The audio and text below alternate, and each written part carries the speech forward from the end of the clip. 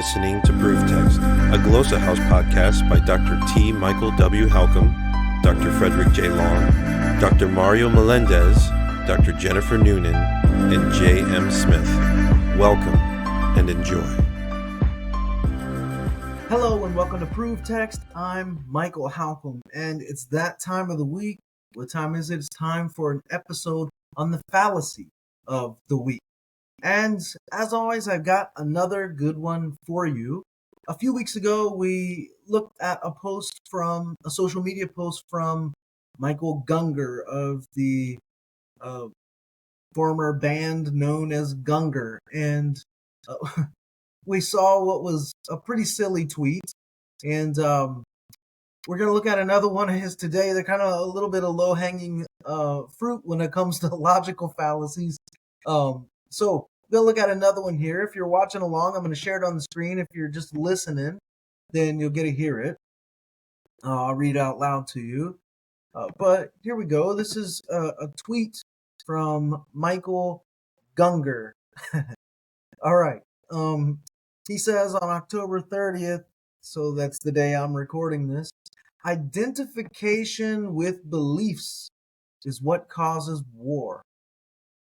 It's fine to use beliefs as a tools. I think he means as a tool or as tools, not as a tools. It's fine to use beliefs as a tool to build or as he says, as a tools to build a world of our liking. But when we identify with our beliefs, they rule us and ultimately destroy us. Oh man, there's so many fallacies here. I mean, I'll name some of them, but even just this statement here, to build a world of our liking. Who's liking? Who gets to define what the world looks like? And what if I like something different than the next person likes? Right? Whose like takes priority? It's absurd. So there are a bunch of fallacies going on here, and I guess one of the first ones that I really want to point out here, in addition to what I just said, is we have what's called here a reductionism fallacy, or an oversimplification fallacy, and that occurs when you assert, when he asserts that identification with beliefs is what causes war. It's an oversimplification to say that because it isn't the sole cause of war. Wars are usually multifaceted events, right? They're usually caused by things like economic conflicts or political conflicts, territorial, geographical conflicts, resource conflicts.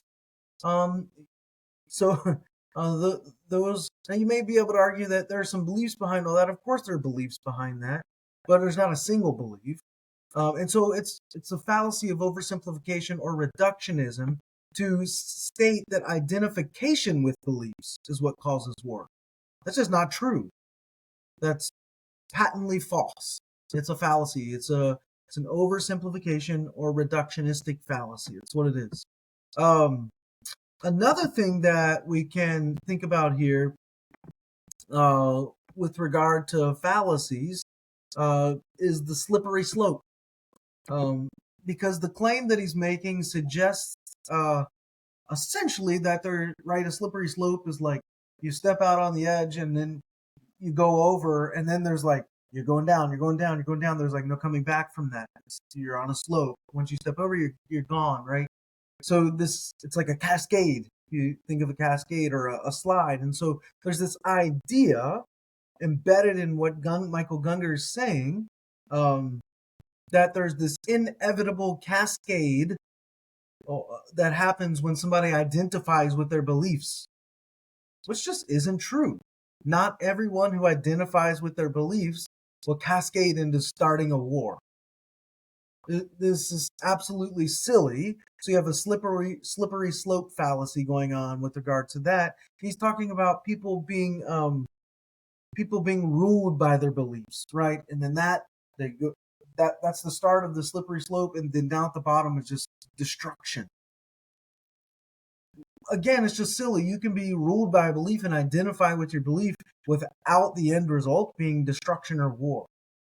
He provides zero evidence to chart the progression from point A to point B. So the slippery slope is absolutely absurd. It's fallacious thinking, fallacious logic. There's zero evidence for this so-called deterministic progression that Michael Gungor is positing. It's ridiculous. We also have a false dichotomy going on here because the tweet is implying that essentially there are only two ways to engage with beliefs. They either have to be impersonal or dominating rulers, right? This sort of thing.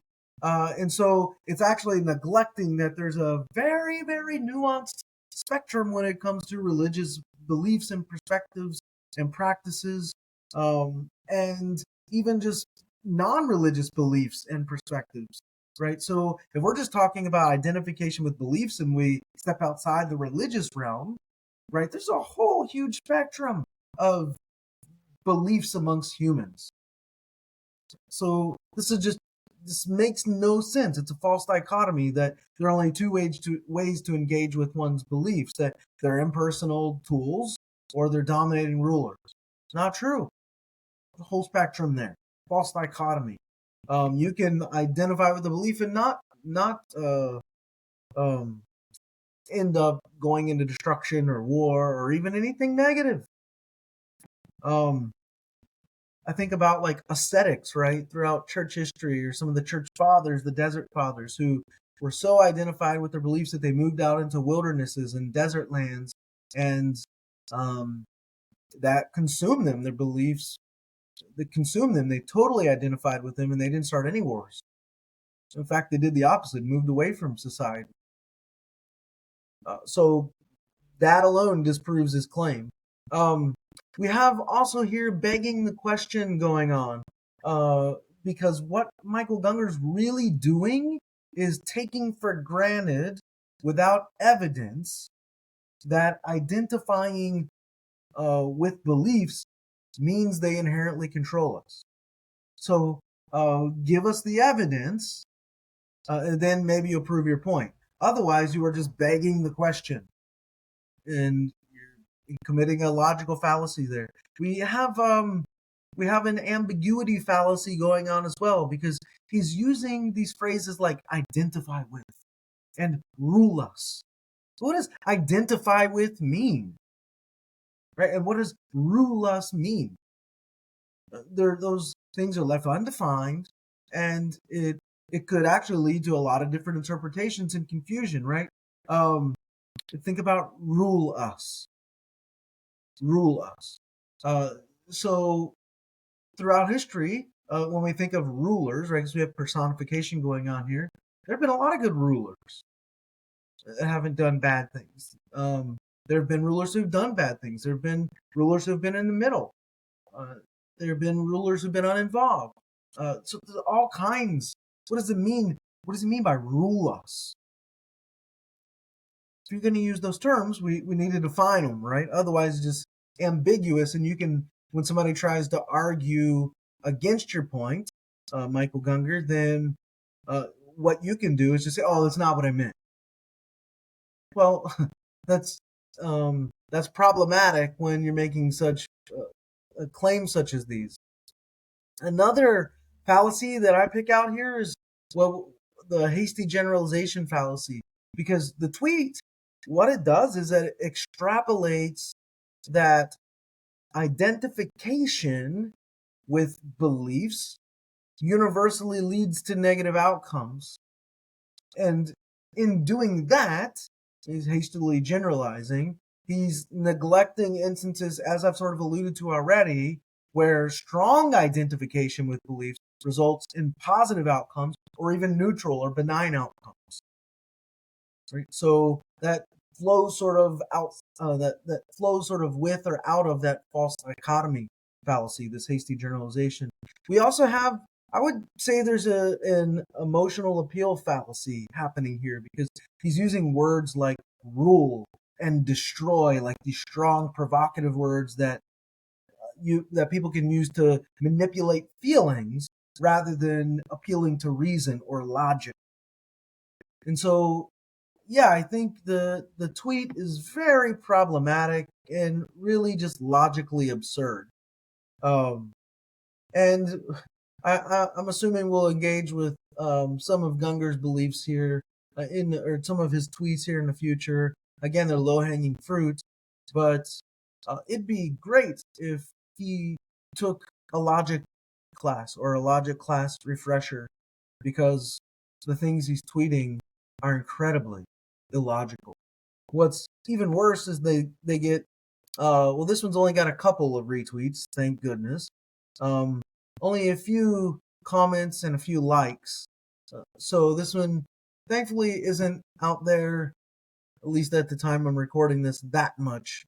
So, yeah, but it's got 4,729 views, so that's kind of a lot.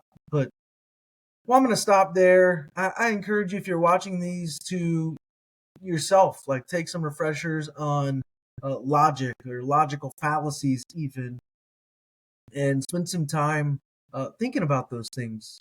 Just go to somebody's tweets and see if you can identify what's going on logically or illogically within them. This is important stuff, especially